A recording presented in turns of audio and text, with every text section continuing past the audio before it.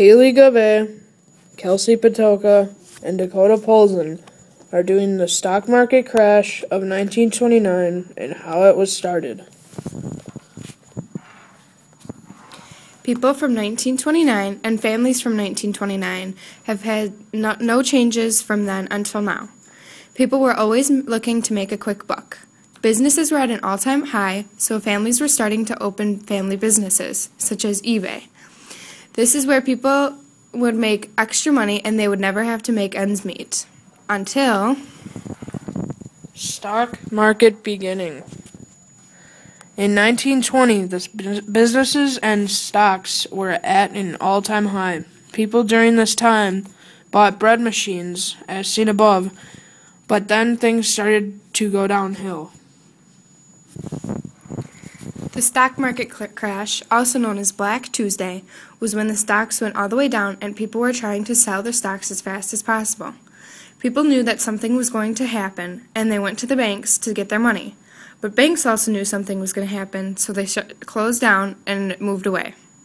Nobody had money. Effects on farmers.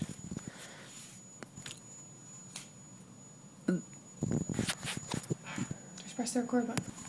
Effects on farmers. Farmers had absolutely no products to be planting and selling. This is why, in the graph shown above, that is as much crops were being sold out of the U.S. to other foreign countries. Farmers were growing, and other people were growing, gardens in their backyards just to put food on the table for their families. Absolutely nobody had money, and people had no jobs.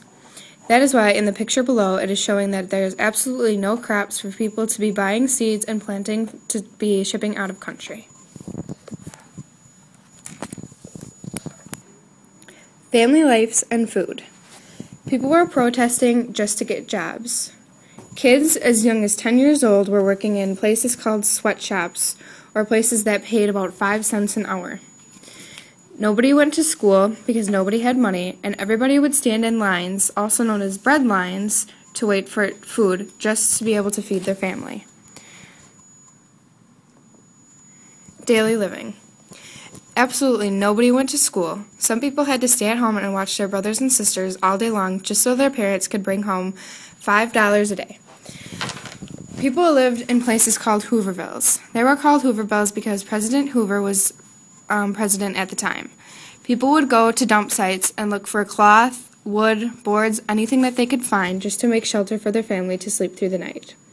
Everybody lived in crowded areas.